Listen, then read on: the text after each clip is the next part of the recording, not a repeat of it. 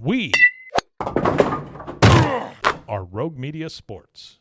The living room is where you make life's most beautiful memories. But your sofa shouldn't be the one remembering them. The new life-resistant, high-performance furniture collection from Ashley is designed to withstand all the spills, slip-ups, and muddy paws that come with the best parts of life. Ashley high-performance sofas and recliners are soft, on-trend, and easy to clean. Shop the high-performance furniture in-store or online at ashley.com. Ashley, for the love of home. Hey, it's Mark Goodman. And I'm Alan Light. On today's podcast, Record Store Day founder Carrie Colleton is joining us to discuss the April 20th RSD special releases. Plus, we'll talk live with our audience, the Sound Up Pod Squad, and find out who still listens to vinyl. And some updates from the Beatles universe. Oh, good. Sound Up with Mark Goodman and Alan Light, the only music podcast that matters. Get it on Pandora, Spotify, Apple Podcasts, or wherever you get your podcasts. It is Doomsday Podcast, and the Cowboys have fallen to 3-2. An embarrassing performance out here at AT&T Stadium. Werder, Matt Mosley, Doomsday Podcast, in the aftermath of this game, in a beautiful suite on the silver level out here. Always really appreciate the Nation family, Jim and Sally Nation, for providing such a beautiful backdrop out here. And Ed Werder's been, he's doing TV. He had to cut a piece for tomorrow morning. He's had a lot on his mind. Ed, your gut reaction to this, of course, we'll get into this and break it all down, but how surprised were you that basically the Cowboys, other than, of course, they rallied and had a lot of meaningless type yardage and scores late, but they really got blown out in this ball game. How surprised were you that they came out here and weren't really even competitive with the Packers? They start the season 3-0. They play the Saints without their Hall of Fame quarterback, Drew Brees. They play the Packers without the only receiver in football who's had 10 or more touchdowns each of the last 3 years, Devontae Adams. And the Cowboys lose to those two teams, two legitimate first-place contending teams. I think it totally goes to people who thought that their success early on was a result of playing some of the worst teams in football. I mean, if you look at it, the three teams they beat, the Redskins, the Dolphins, and the Giants, are a combined 2-12. The two teams they've lost to, the Saints and the Packers, are 8-2. And even Jerry couldn't say anything but, it is what it is, and we are what we are right now. I said before the game on television that this was a game to me that the Cowboys had to emphasize giving the football to Ezekiel Elliott, because when he had it, Aaron Rodgers didn't. And they were playing a Green Bay defense that had given up more rushing yards the last 3 weeks than any team in football. The Cowboys have the highest paid running back in football. They have a running back who's an NFL rushing champion 2 out of 3 years, and he's not involved. And they should have given him the ball not to keep it out of Rodgers' hands, but to keep it out of Dak Prescott's hands so he wouldn't throw 3 interceptions. I mean, the whole thing about Dak Prescott is he protects the football. He values it. He doesn't put it in jeopardy. He had 3 interceptions tonight. He's had an interception in 4 straight games. That's the longest streak of his career. Only Baker Mayfield in the league has a longer streak of consecutive games with a pick.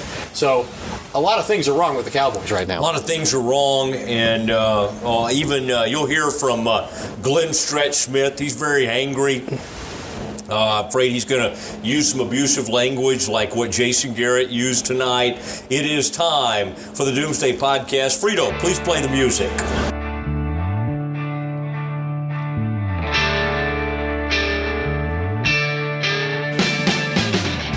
All right, there it is, and it is the Doomsday Podcast, and coming to you, it's with heavy hearts, as the Cowboys have fallen to 3-2. I mean, everybody in the stadium. I'm not saying you and I have heavy hearts. Well, we're the only ones left here. I don't think DJ Ringenberg has a heavy heart, but the Cowboys do fall. I mean, we want the team to be interesting. They are interesting, but they are. I'd like to see them. You know, I thought we were on pace after that 3-0, and everybody's celebrating Kellen Moore. This felt like something big. Yeah. This felt like something very exciting. And here, 3-2, there's more of a deflating feeling around this team. You want to feel good about things? What's that? You know, Jerry made the point after the game, hey, it's a long season, 16 games. We've only played 5 of them. Better news than that, the winless Jets are next. These are the kind of teams that they punk. So there you go. They should be 4-2. Feeling good about that Philly game coming up. Man, I just want a trip to New York. I may go to New York and not go out there to see this game. Just be in the city. Just be in position to do the Doomsday Podcast. Well, I'd really like to do it from the city, just from Manhattan. Are you going to go? I don't know if you have your assignment yet. I know I'm going to see the Packers play the Lions next Monday night, so I get to watch Aaron Rodgers 2 weeks in a row. Hopefully he's better in that game than he was in this one. Ooh, he did some Aaron Rodgers things. He didn't have great numbers, but there was a left-handed pass. There was a sidearm throw up the sideline. There were some great escapes. But ultimately, it was the Aaron Jones show. How about the Cowboy defense? I mean, Aaron Jones. The Cowboys have played football for 60 years as a franchise. They've played 903 regular season games. That's a lot. Aaron Jones is the first opponent running back to ever rush for 4 touchdowns against them in a game. Wow. Didn't happen to the 1-15 Jimmy Johnson Cowboys. Didn't happen to the 0-11 Tom Landry Cowboys. It happened to what we thought was one of the best defensive teams in football. Yeah, and a Packer team that was horrible on the goal line last week in Green Bay. Let's start there. That may be one of the most disturbing things. We can walk through some of these plays when the game was still competitive, when the Cowboys were trying to fight their way back in the first half, and there's some things that Dak did that we do need to break down. But the defense, a team that, you're right, held the Saints out of the end zone in a 12-10 loss. They hadn't given him a touchdown in 8 quarters coming into this game. Was a no-show. And the stats, boy, you talk about stats. Film Don't Lie was our old thing that we used to have on the Galloway show, Galloway and Company.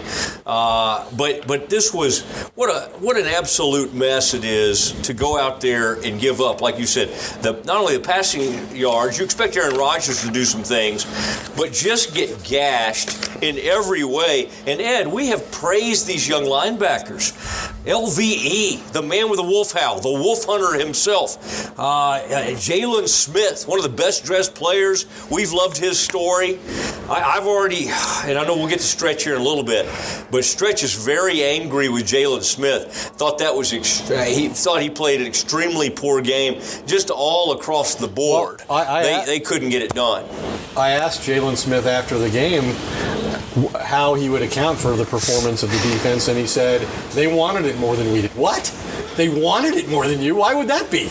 You're playing at home against a team. You just lost last week. You're playing at home against a team that's thwarted this franchise recently more than any other, and a quarterback who's maybe, by their standard, one of the top 3 quarterbacks ever, and you're not into it as much as they are? Leighton Vander Esch, he said that, hey, it was on me. I missed a lot of tackles, and they did, and they got blown off the ball. You know what I'd worry about? This is what's been happening to them when they play good teams since the Rams exposed how to play those linebackers, how to block the linebackers. Yeah, I'm worried about a lot of that. I'd worry about that for the Cowboys, but and then I love that now people are saying, well, I think they really miss Antoine Woods. I'm just like, really? Is that where we are? Like, if they get back Antoine Woods, everything will be okay. Now, Dorrance Armstrong, saw him come crashing down there and actually have a sack at one point. There were a couple of those younger guys. Covington tried to pound his way into the backfield and make a play or two. But Malik, who really we kind of thought had taken this next step, they were shoving him right out of those plays. Linebackers could not get off blocks. And they played with their backup center a good portion of the game. You're right, and then went out. Anthony Brown, is that number 30, Ed? Yeah, Does a man love to run down the field? Just, hey, maybe I can ball. Never get his head turned maybe around. I'll just never plays the ball. Maybe I can just run down there and at the last second throw my hands up, and then I'll complain like, how could you call that on me? I think the Jason Garrett penalty demonstrates the frustration that this team's experiencing right now better than anything else. That, and then Jerry, when I asked him after the game about his interpretation of what set Garrett off, and explained to him it was abusive language according to the officials, Jerry then mocked the officials. So you got the 2 top guys in the organization demonstrating publicly that level of frustration with this football team. God knows what they're saying behind closed doors. Yes. And then Jerry did the thing about where he loves praising the other team. That's kind of his way of criticizing the Cowboys. And he you'll hear this, and Ed, you brought it up, so let's do that right now. This is where Ed was Johnny on the spot and provided. Jerry's like, well, I don't know why they did it. I haven't heard that yet. And Ed informs Jerry. You'll hear that back and forth right now. Here is our conversation, the Doomsday Podcast exclusive visit with Jerry. You hear a few other people, but really They're just kind of passing by. We're just on like, the way to the okay, locker room. we'll let you. You're small and nice. We'll let you ask a question. This is the Doomsday Podcast with Jerry Jones. Moments after today's 34-24 loss. What was your take on Jason getting the penalty? Did you think it was a deliberate attempt to sort of inject some energy into the team at that point, or just frustration? I don't. Jason that's uncharacteristic of just how he, not his emotion, but how he conducts himself.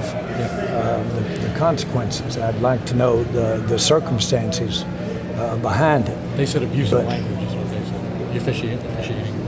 Oh, I hope the little darling didn't hear something he hadn't heard before. We should all stop the wheel over that if he got abusive. It was time for abusive language. Was there any? Did you say any abusive language in the press box? In your suite? Okay. You have any abusive language in your suite when you were down 31-3? I didn't sit with Gene today. Jerry. Don't catch me laughing this much right now, please. When Aaron Jones rushed for one of his touchdowns and Byron Jones was defending, he sort of waved to him. Did you see that, and what went through your mind as that was happening? I didn't see that, and I'm not kidding. I did not see that. Hey, Jerry, I know But I don't worry about the competitives in either one of them. And I see friendship expressed between competing players, and usually those guys can be the roughest on each other, sometimes while they're smiling. It's really interesting how that dynamic works when friends compete. How surprised are you that Dak, as veteran as he is now, I know one of them wasn't his fault, but a couple of those were, it appeared. How surprised are you for him to make those plays? But know that they can happen. Have seen for my time in football, I've seen veteran make mistakes. They should probably surprise you a little bit when Dak makes them because of his propensity to really be stated, or his game is about protecting the ball. I would see Tony turn it over and he'd look surprised that he didn't get the ball in. And so I'm not, I think your question was, am I particularly concerned, or what is your comment about him? Yeah. Because you're right, he does take care of the ball. He came in with 3 interceptions on the season. He had 3 added to that today. He's had 5 in the last 2 games. Correct. And so that is uncharacteristic. I won't lose any sleep over that tonight because of his what he does really well. And he knows and has it inbred in him that to compete, he has to protect the ball. So not that.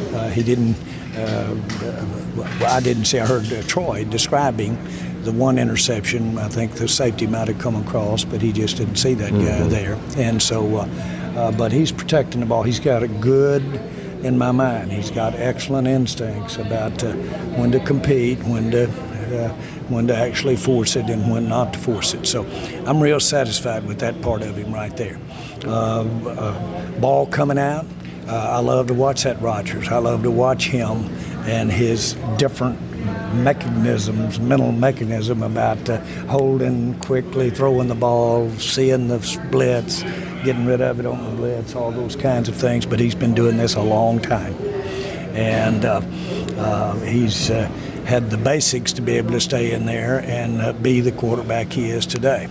We'll see that. We'll see it in the future. From Dak, yes, I think maybe yes, some more shovel passes and some little things like Aaron does, left-handed throws, all the. Well, that fumble that he cleverly, after the ball had left, it was a foot from his hand when he made it look like he might have poofed it.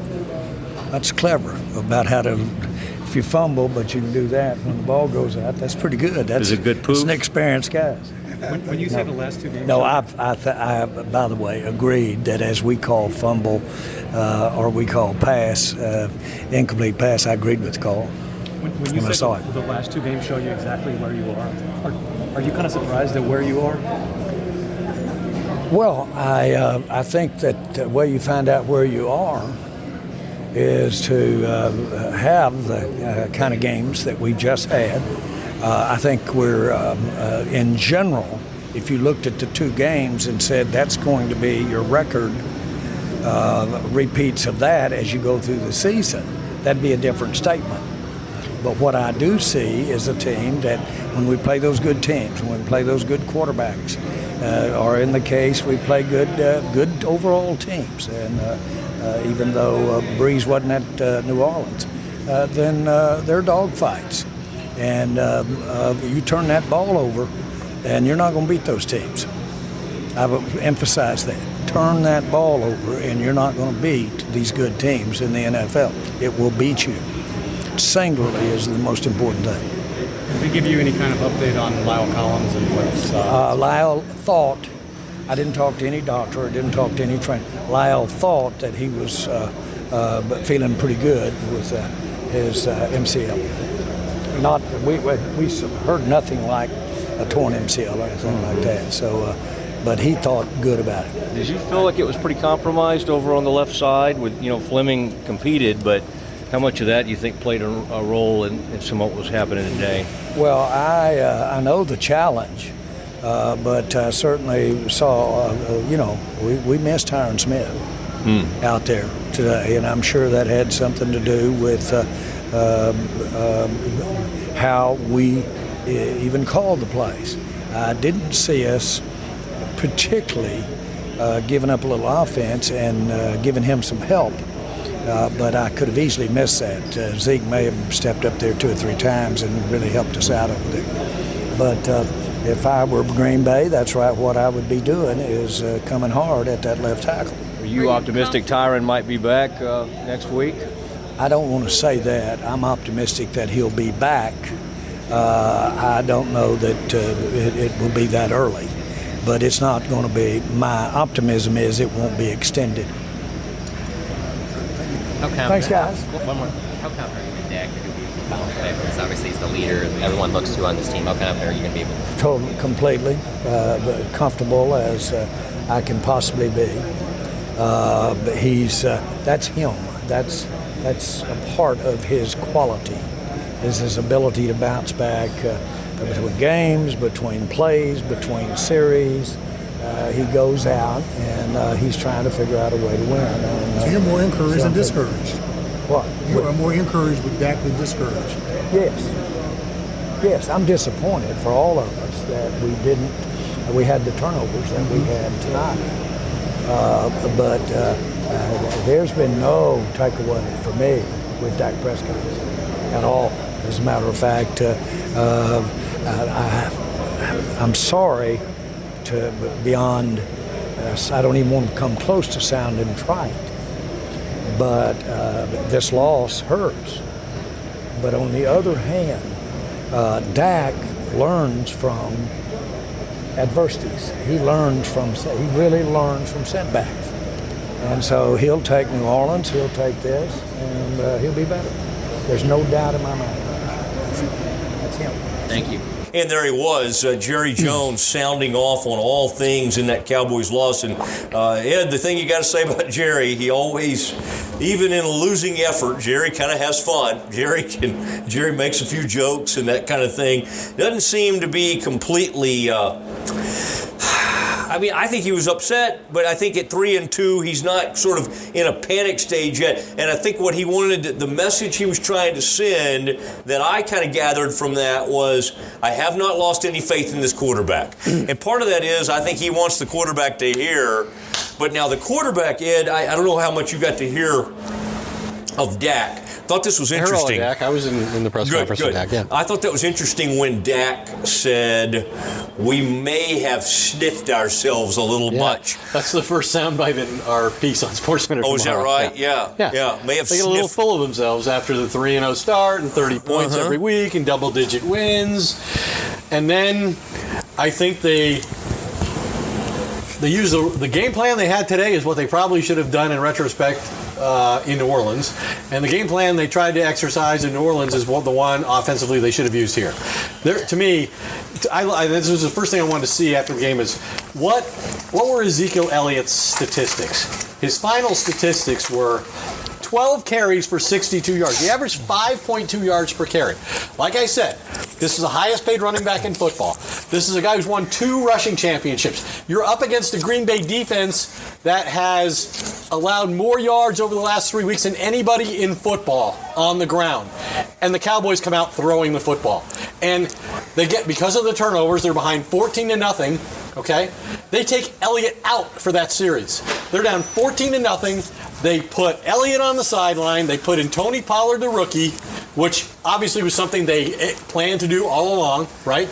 But they didn't react to the game. Yeah. Elliott had run for 12, 12, 0, 3, and 17 yards, and then he sits out a series when it's 14-0.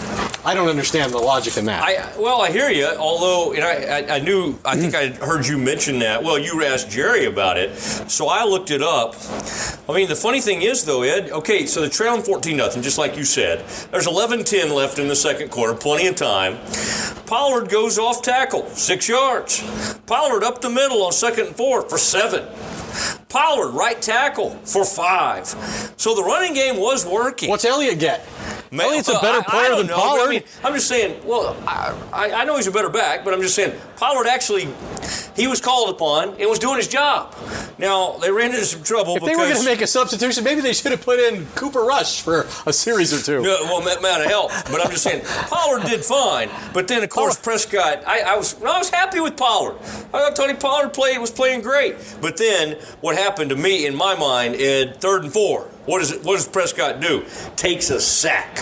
And these weren't sacks like, oh, Katie, hold the, bar the door. Here they all come. Oh, poor Dak, he didn't have time. He's got to get rid of the ball on some of those plays. And because the offensive line was compromised, but still, Dak has to know that. Which is another reason to run the ball. Cameron Fleming is a better run blocker than he is a pass protector, replacing Tyron Smith at left tackle. The Packers, if you look at their defense, their free agent acquisitions, their big money free agent acquisitions were the 2 defensive ends, Darius Smith and Preston Smith, the pass rushers. They've invested all of their high round draft picks in corners. So outside is where they're strong. That's where their best players and their highest paid players are. The way to play them is run up the middle, which is what Zeke does best, and the Cowboys come out throwing the football. Made no sense. Well, there was not a lot that made sense. Let's talk about, Ed, real quick, the Dak Prescott. Let's break it down a little bit. Dak's game. Now, and we'll get to Stretch here in a second. But I wanted to get your take before we get Stretch's take on Dak's game. Interception, we'll put that one on Amari. And Amari took it after the game. I mean, you expect him to. And you remember, we talked to John Kitten, the first-year quarterback's coach, who talked about ball placement, right? Being very exact with the placement of the ball. The throw was on Amari's back left shoulder. Could have been a touchdown if it was in the right place. If he throws it in front of him, it's a touchdown. In all likelihood. It's a huge gainer, regardless. So, to me, Amari Cooper should have caught the ball, but Dak could have made a better throw. Okay, right there, though. That little 50-50, whatever you want to say there. Now, second quarter, they're already down 14-0 at this point.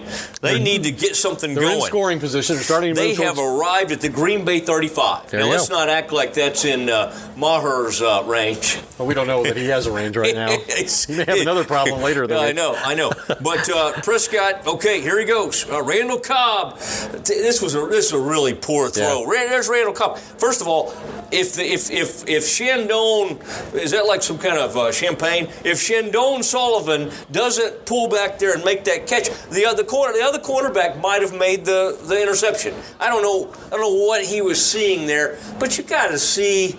I mean, it's not like he jumped the route. He was out there underneath, and he thought he could get it over him and in front of the other guy. Backs up and he makes the interception, and there you are. And again, the Packers Packers didn't really do anything with it. Now, that was a key point in the game, Ed, because I know what you thought, because I wasn't sitting down there near you, but when Rodgers looked like they called a fumble on the field, it was overturned, and they said he did throw it. Now, Jerry, to us afterwards, as you just heard, kind of talked about how that was a clever play, and he actually said he ended up agreeing with the play.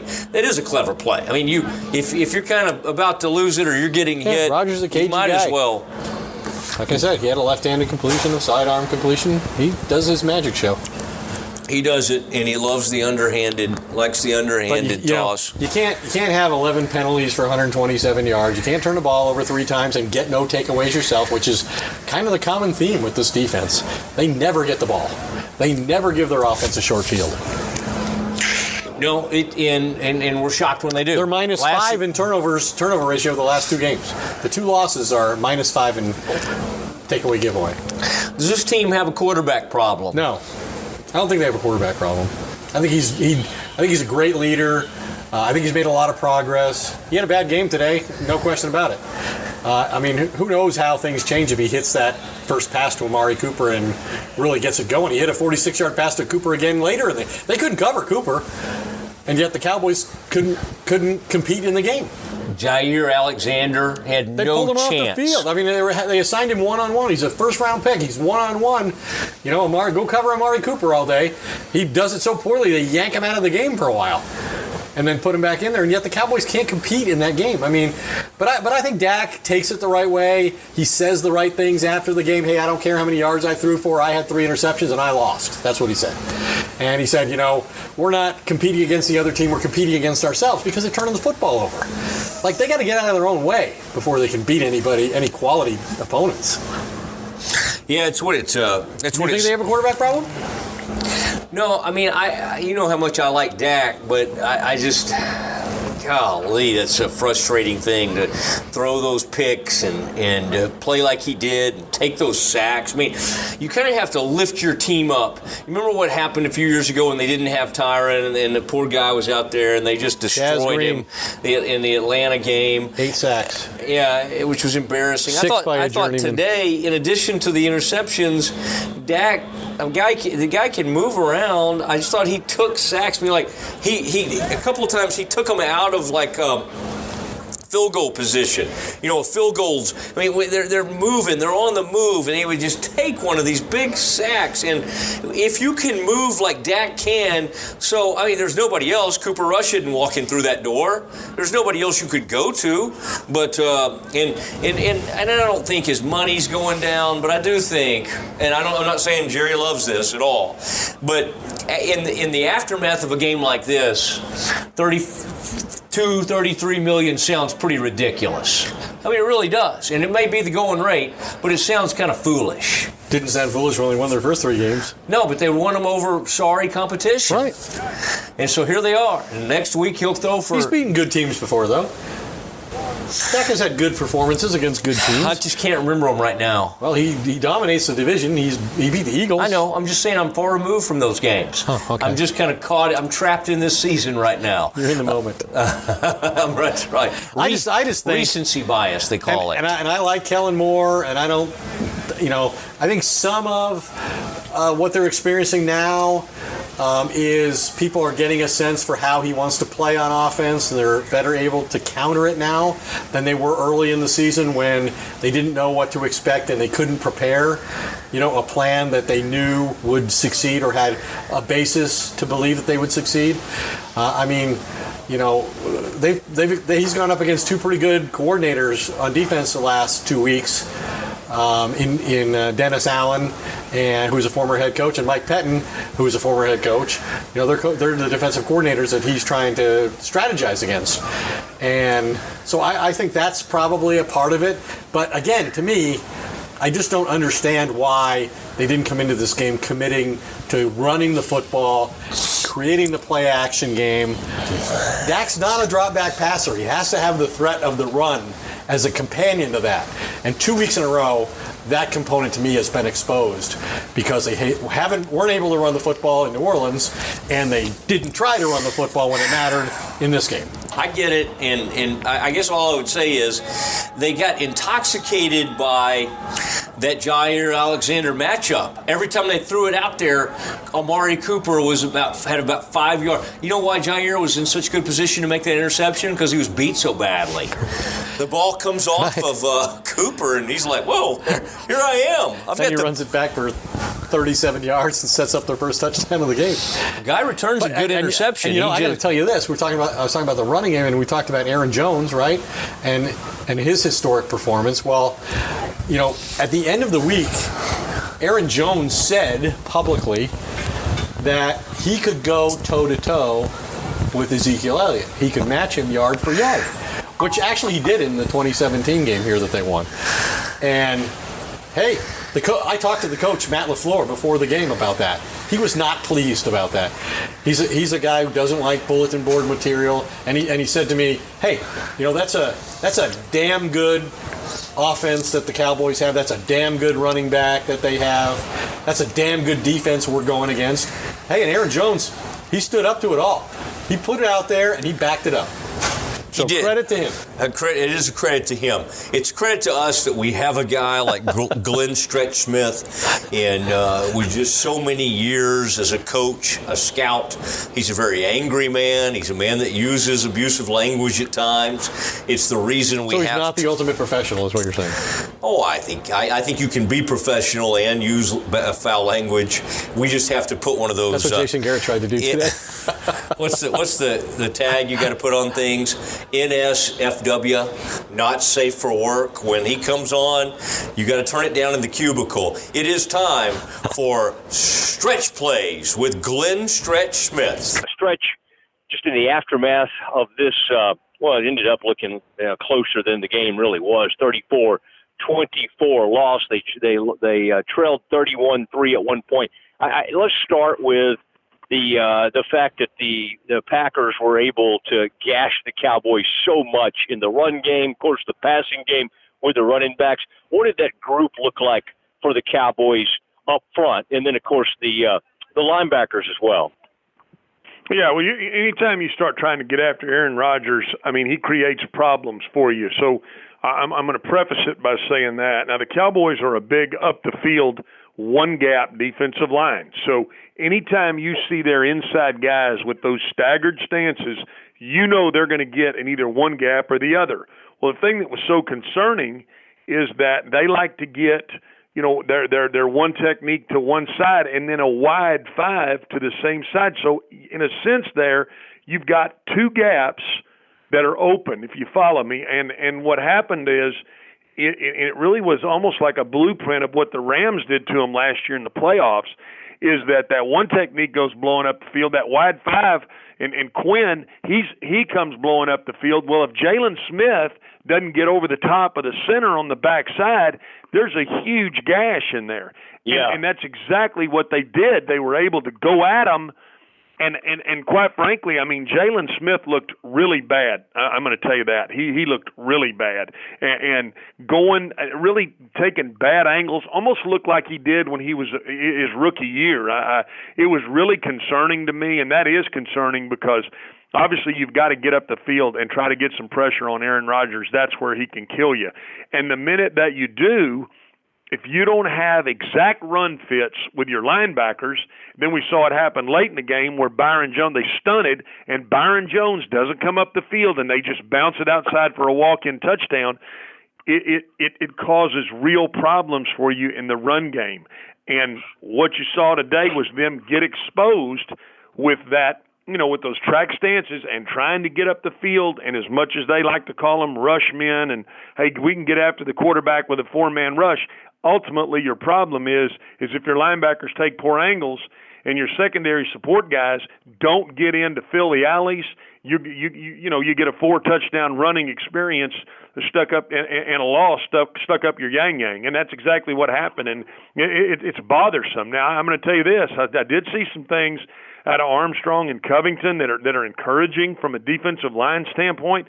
Boy, but other than that, I mean, in the open field, even the Wolf Hunter, I mean, he got broke down, and that can happen some. I don't ding a grade on that, but I do ding you when you take poor angles, and quite frankly, the secondary, the linebackers, and really it's Jalen Smith really took poor angles, and defensively across the board, I'm barely keeping this group above an F, and I mean I'm talking about barely, because they got taken out back of the woodshed last night and got their rear end busted.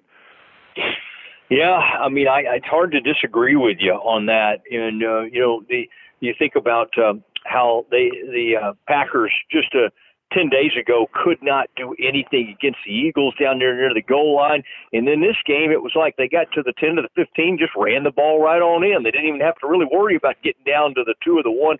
Cowboys finally had some kind of stand at one point to force a short field goal, but still, it was pretty poor all the way around. Now, you when you say almost give them an F, are you including to the back end of this thing? Walk me through. I am. The I'm safety including play and the cornerback. I am. I'm including the corners.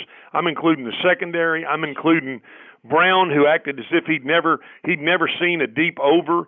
I mean that's bothersome. I mean Green Bay runs deep crosses and deep overs all the time, and he bumps into the guy early, and then I hate that when they turn around and kind of throw their hands out like they're doing the damn Macarena dance, as if I didn't just bump into the guy and the official's standing right there. So across the board, I'm barely keeping this. And let me tell you something, I'm going to include the defensive staff right there with them, because I thought schematically they got out schemed, and that worries me. It really is. That's a problem. I mean, we've wanted to champion this defensive coordinator. We've wanted to champion Ben Bloom. We've wanted to champion these guys. Quite frankly, fellas, I'm telling you, they got out schemed and they got whipped tonight, and that's something that you got to hope that Jason Garrett and his staff can correct.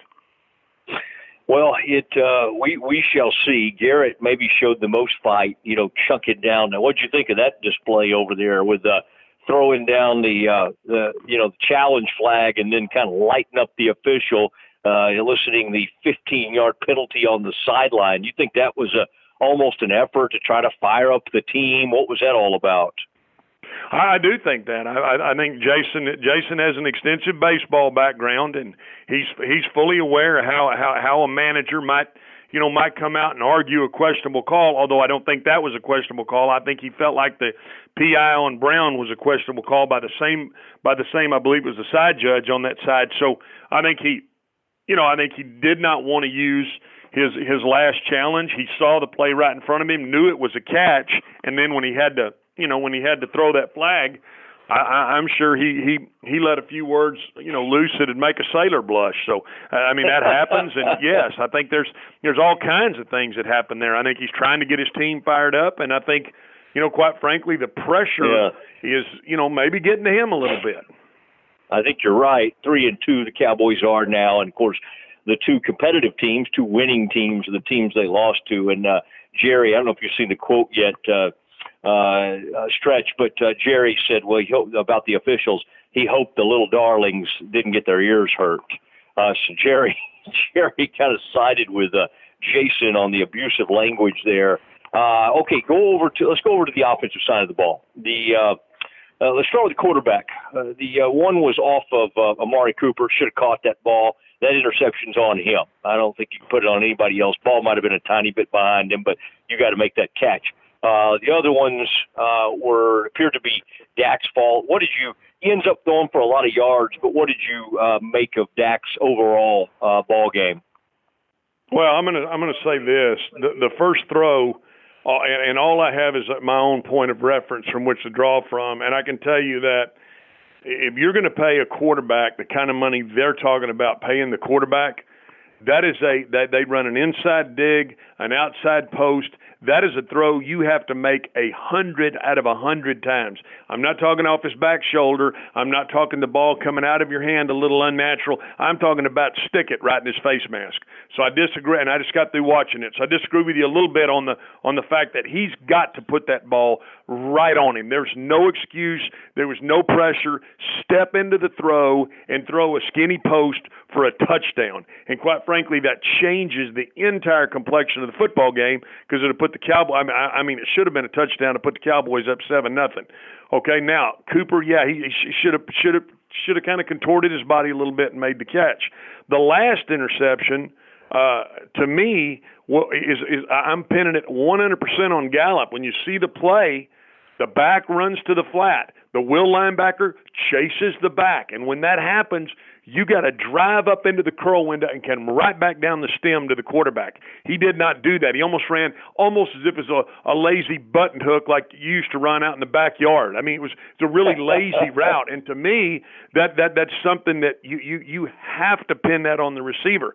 The other interception that I thought was just really poor is the one that he threw on the crossing route when all he's got to do is check the ball down. And there was no question it was not man coverage because they ran a motion across the formation.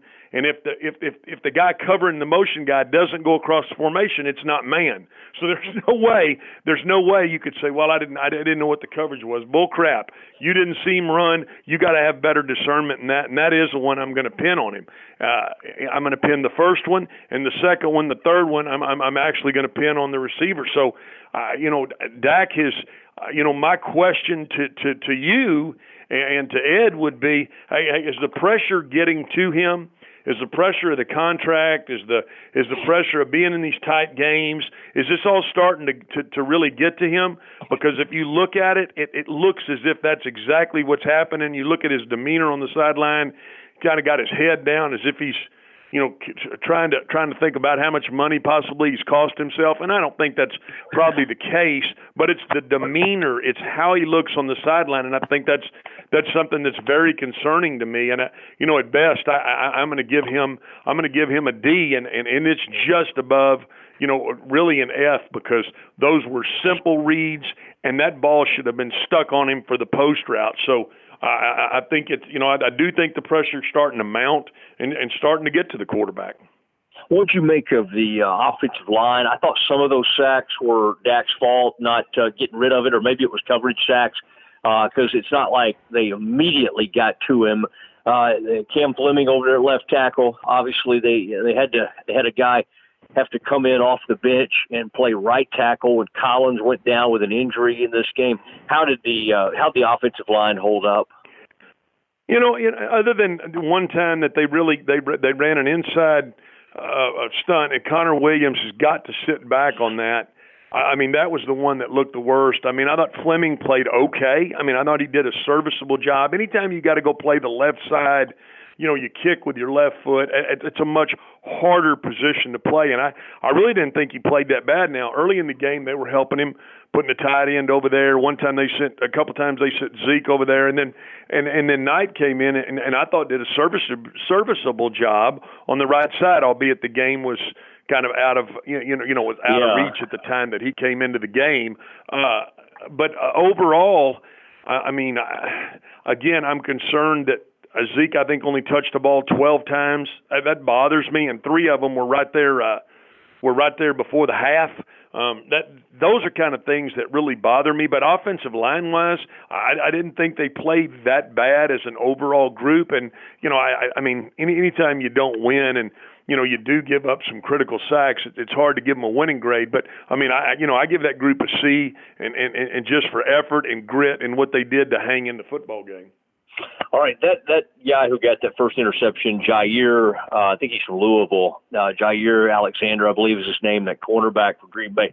They victimized him throughout the game. It really struggled trying to cover Cooper. What was your overall grade and take on these wide receivers? And we'll include the tight ends in that, even though Witten was really the only one who got much involved in the pass receiving game. Yeah, I thought overall they were able to. I mean, they were open. I mean, you looked at the first two drives of the football game. I mean, there's guys running wide open. I mean, I thought it was. I mean, obviously, Amari Cooper is a heck of a football player. It was good to see Gallup back out there. Other than the fact that, again, he ran a very lazy curl route in there. I think that cost his football team. It was good to see him back out there. Cobb. It almost looked like he was a little. I'm not sure what the term I want to use, but I mean he was a little worried that was his old team out there he was playing. So but I did see. I mean this team, receiver wise, this is a very good position. I think the only thing that I would ding them on again was the Gallup and that poor route that he ran. And so I mean the receivers played well enough to give you a winning effort. Now. We can say the ball off the back shoulder on that post to Cooper. Again, when you have a guy that's running to the post and you want that ball out in front so you can spit that and go score that, it's easy to kind of contort your body. And yes, he should have made the catch, and I'm sure he's going to tell you he should have made the catch there. But I thought that group played well enough to win the football game, and I gave the receivers, tight ends a B. Okay, and then the last thing, the running backs. And we will bring up the kicker because he obviously, we won't blame him too much on the 54-yarder, but my goodness, he can't even make a 33-yarder. But running backs, Pollard got in there on that one drive after they were down 14-0, and it looked like he was finding a decent rhythm. What you make of them? Obviously, the Cowboys were in comeback mode, so in the second half we didn't get a huge dose of them. Yeah, I think the key is they really did a good job of helping in protection. I think that's what you want to see those guys do. I mean, they're unselfish guys. I mean, I saw Zeke one time go up and just tear the knees off the guy that was over Fleming, and so I think our running backs really good players. You saw Zeke make the catch. Going up the boundary, he can catch the football. This is a group that I think is if I was going to be critical of the next Boyd Guru offensive coordinator, hand the football off to 21 more than 12 times, and this is something that to me you got to get in the flow of the football game, and I would certainly continue to hand him the football more than that. But I think running backs wise, they gave you a winning effort too. Now, Matt, I did see some things on special teams that concerned me. I mean, I saw Colonel Schultz again. He gets himself in more bad positions than anybody I've seen in a while, and so I question his strength, his foot speed. I mean, I don't see a lot out of that young man. I felt like they made some poor decisions running out those kickoffs and not giving your offense a great opportunity there. And then, I think the kicker missing those field goals is something that's got to be concerning to you. So, special teams wise, I mean, just barely a D, and running backs, they gave you a B, and what I felt like was a winning effort. All right, and obviously they will have a chance to bounce back because they're going to play a horrible team next week. But overall, Stretch, you've been very complimentary of this team. You weren't overly concerned after that performance in New Orleans. Are you back to being, or I say back to being, are you starting to question what you thought of this football team after that performance today? Well, I don't think so. I think the thing that is just alarming to me is I am concerned about the quarterback. I'm concerned about how are we going to get this situation fixed? I think they need to do what they need to do to get him under contract. Is he a $100 whatever? Is he a $30 million quarterback? I mean, everything says yes. Is he a $35 million quarterback? When I see some of the throws that he made today and the read he made today, my answer is no. And so that's concerning to me.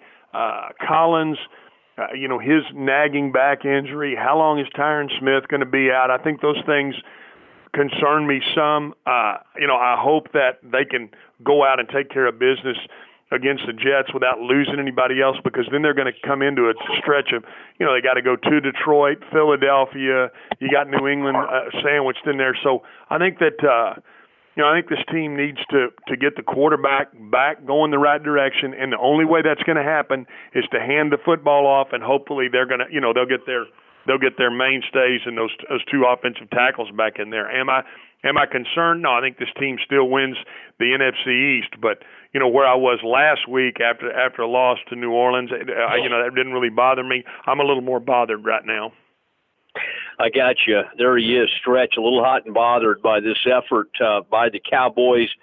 Stretch, good work, and everybody who can watch you on TV, WFAA Channel 8 Sports Special this evening with Del Hansen, and maybe Stretch, maybe he'll do another unplug while you're on there with him tonight. That'd be neat, and kind of become, be the moral compass. Well, you're not going to draw me off sides, Dallas. Mosley.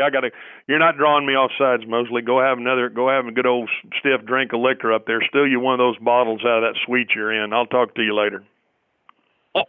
I'll talk to you. Thank you. All right, and there he was, Stretch Smith, as only he can. Some very harsh grades, Ed, and Stretch giving everything short of an F. Had some D's, running backs got B's, receivers I think got a B, but and even the offensive line, he was okay. He didn't think they were awful. I thought that right tackle, by the way, whoever that guy was, Brandon Knight, does this sound right to you? Like, I watched him, he kind of hung in there. I was proud of that guy. He came in there and actually played pretty well for him. Let's talk about this head coach. So they've bludgeoned 3 really bad teams. I think we're, even with Daniel Jones making the Giants more interesting, I think we still agree they're a bad team. I think we all agree the Redskins are a bad team at 0-5 or 0-5. Yeah. Jay Gruden maybe going to be the first coach fired this year. Maybe so. He might get thrown overboard. He had some pictures that came out. I don't know if you heard about that. Oh, yeah. He said after the game today, he said, I'll be at work Monday as long as my keys still work. That's about like I was at Cumulus. And how about his last great act of defiance this week? Starting Colt McCoy over their first-round pick. Yeah, that's the ultimate middle finger. I'm gonna start every quarterback except for the one you picked, Dan It's Snyder. kind of rumored. It's been rumored, and then there was another report in the Washington Post saying that it was Snyder who wanted Haskins. Yeah. And who did he favor Daniel Jones? Yeah. Who did he favor? Okay, Daniel Jones, Jay Gruden. But I don't think he wanted to draft a quarterback in the first round, really. I think he wanted somebody else who was going to help him. Yeah, he may have overvalued Case Keenum, from what I can tell. Well, you know what he's doing, and maybe he didn't mean to? He's tanking. And if they can tank, if they could out-tank Miami, you could get Tua. The Jets are in that race. Denver's in that race. Arizona's in that race. The Jets have won a game. Yeah, they won it. No, the Jets have not won a game. The Cardinals won today, and Denver won today. The Jason Garrett situation. A lot of anger toward him, although some people were glad that he was kind of fiery and throwing down, using some abusive language, and Jerry kind of supported that as well. But Ed, if this thing goes south, I don't think we're going to see him get thrown overboard.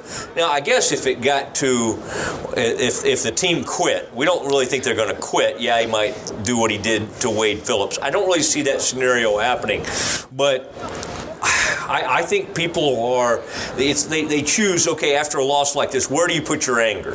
Well, you had huge yardage. You can't really blame the interceptions. I guess you could, Ed. You've been kind of hard on this game plan, so maybe you are putting that on Kellen. But I still say Jason Garrett is kind of telling Kellen, this is going to be our game plan. You're calling the plays, but this is what we're going to go into this game trying to do. They've said all along it's a collaborative thing. Yes. So I assume Garrett is signing off on things during the week and is in agreement with Kellen Moore as to the approach they're taking, at least generally speaking. But I think we all knew that we've been told, since training camp, this team needs to take the next step. They made a decision not to extend the contract of their quarterback, right? They've extended a bunch of players, some of whom were 2 or more years out on their contracts, some of whom were not even holding out to get in line ahead of their teammates, and they chose to put Jason Garrett in this situation. First, they thought he's responded well to it in the past. And secondarily, I think they want their options to be available to them if he doesn't meet their expectations this year. And I kind of came away from the New Orleans game not really having a lesser opinion of the Cowboys, but I do now. To see it 2 weeks in a row against good teams. I mean, last week they're playing a backup quarterback even. This was the first quality, really, quarterback that they played all year. Everybody else has either been a backup or was somebody who's since been replaced. Rodgers is the first legit big-time quarterback that they played. Yeah. And as non-competitive as they were for 3 quarters, I think you've got to look at this like, hey, this is going to be a tough thing for them to achieve what we thought 2 weeks ago they were very capable of achieving. Do you see, after this game, do you, and both teams are now, let's see, Eagles got it done today, so both teams are now 3-2. Do you see that? Do you still believe the Cowboys will win the NFC East? I've always said it was a 2-team race, and I still think it is that. Even though now the Giants are kind of in play too. Do I think the Cowboys are better than the Eagles? I think we're going to find out in 2 weeks, but right now I would say no. Yeah. I'd say no. I mean, I think the Eagles have one huge weakness, and that's in their secondary. And it wouldn't surprise me if they made a move to do whatever is possible to try and get a guy like Jalen Ramsey, because that's been the nature of their general manager, Howie Roseman. And willing to make deals to close out and win a Super Bowl like he did with Ajay, the running back they acquired from the Dolphins at the trade deadline. So I don't think the Cowboys are going to make any moves at the approaching trade deadline a month from now, and I think the Eagles would be willing to make a move like that. And I think the Eagles are just playing better football overall right now. I mean, look what Orlando Scandrick did in that. That's how bad their secondary is. They brought in Orlando Scandrick, and he might be Defensive Player of the Week in the whole NFL. He got it done. He did get it done, and that was kind of interesting. There was one play, you're talking about Aaron Rodgers, the greatness of Aaron Rodgers, and Aaron can kind of be, he is not easy to coach. Now, he's an awesome, awesome player. But even today, the TV was showing the Fox cameras caught him having a back and forth, going at it. With LaFleur? With LaFleur. And there was something going on there. I think they'll be okay. Hopefully, I think for the most part, they've had a decent rapport. But they did have a little back and forth today. I had a pretty good conversation with Matt LaFleur toward the end of the week about this game, and part of it was talking about Aaron Rodgers, and it was interesting to me that it's pretty clear he's deferred in many ways his normal philosophy and what he'd like to do on offense to accommodate Rodgers and his skill set. Like, he would like to be more of a play-action passing team, but thinks Rodgers is so good as a drop-back guy. And he said, I want to run the football, and we've got to be better at that, and they certainly were in this game. He said, but The living room is where you make life's most beautiful memories. But your sofa shouldn't be the one remembering them. The new life-resistant, high-performance furniture collection from Ashley is designed to withstand all the spills, slip-ups, and muddy paws that come with the best parts of life. Ashley high-performance sofas and recliners are soft, on-trend, and easy to clean. Shop the high-performance furniture in-store or online at ashley.com. Ashley, for the love of home.